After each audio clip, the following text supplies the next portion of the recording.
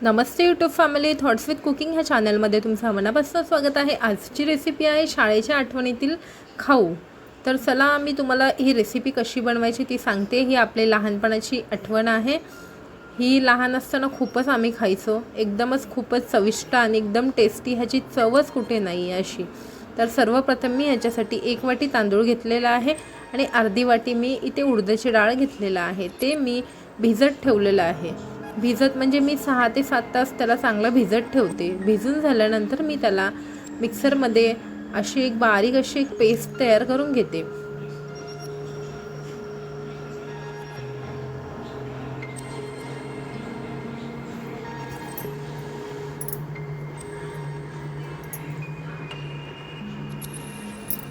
बघू शकता इथे मी बारीक अशी पेस्ट तयार करून घेतलेली आहे। मस्त तांदूळ धुतलेला आहे, उडदाची डाळही धुतलेली आहे, याची मी पेस्ट तयार करून घेतलेली आहे। हे दोन्ही मिश्रण डाळ आणि तांदूळ मी एकत्र करून मी वाटून घेतलेला आहे। याची मस्त असं बारीक अशी एक पेस्ट करा। याच्यामध्ये पाणी अजिबात टाकू नका। जर तुम्हाला टाकायचं असेल तर तुम्ही फक्त 2च चमचे पाणी टाका। अशा प्रकारे मी डाळ आणि तांदूळ वाटून घेतलेले आहेत।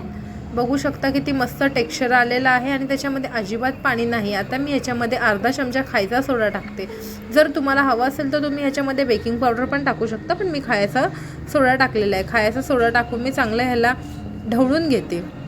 ढवळून मी याला अर्धा तास अजून म्हणजे असं मुरत ठेवते, रेस्टसाठी ठेवते। अर्ध्या तासानंतर मी ह्याच्यामध्ये माझं हे फेटून झालेलं आहे आणि अर्धा तास मी साईडला ठेवते। अर्धा तास साईडला ठेवून झाल्यानंतर मी हे परत मिश्रण घेते आणि या मिश्रणामध्ये मी थोडंसं फूड कलर टाकते। बघू शकता अर्ध्या तासानंतर ह्याचा कलर कसा चेंज झालेला आहे। ह्याच्यामध्ये मी आता रेडवाला फूड कलर टाकते। फूड कलर टाकून मी ह्याला चांगलं असं एकाच दिशेने असं ढवळून घेते चांगलं।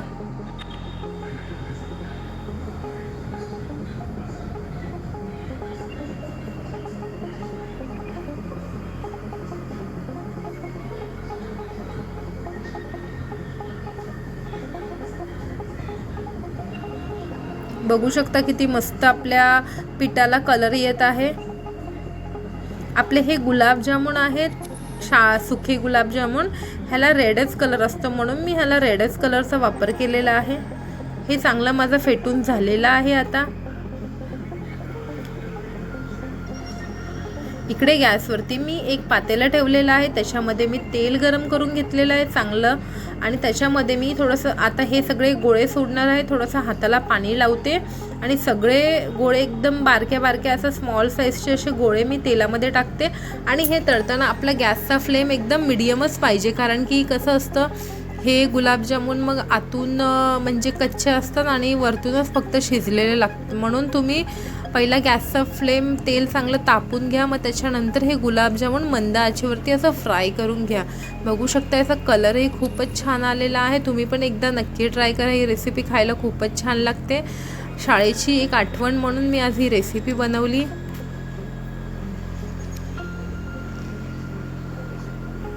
बघू शकता इथे माझे तळून झालेले आहेत। अशा प्रकारे मी दुसरेही सुखे गुलाबजामुन टाकून घेते।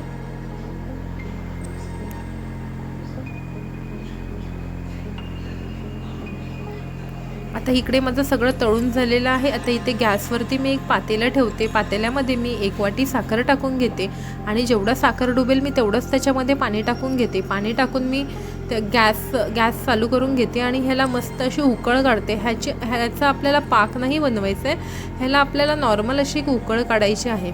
बघू शकता माझ्या पाण्याला, साखरेच्या पाकाला उकळी आलेली आहे।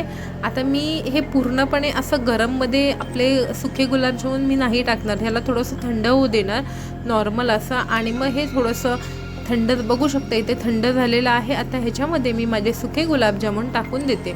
टाकून मी एक 3 ते 4 मिनटं ह्या पाकेतच हे ठेवते। 3 ते 4 मिनटानंतर मी हे पाकेतून काढते। तुम्ही जास्त गरममध्ये हे टाकू नका, नाही ते पूर्णच नरम होऊन जातील। म्हणून मी आपला पाक थोडासा थंड होऊ दिला, मग त्याच्यामध्ये टाकून ह्याला चांगलं मी ढवळून घेतलं। बघू शकता आपले सुखे गुलाबजामुन खाण्यासाठी एकदमच रेडी आहेत आणि हे पाकात पण चांगले मुरलेले आहेत। आता मी ह्याला पाकातून बाहेर काढून घेते एका प्लेटामध्ये चमच्याच्या साहाय्याने। अशा प्रकारे मी सगळे आपले सुके गुलाबजामुन एका प्लेटात काढून घेते आणि मी इकडे एका बाउलमध्ये 1 वाटी असं साखर वाटून घेतलेली आहे. ती साखर मी ह्याच्यावरती थोडं शिंपडून असं त्याला चांगलं मिक्स करून घेणार आहे. बघू शकता मी अशा प्रकारे थोडं साखर शिंपडून मी त्या मिक्स करून घेते.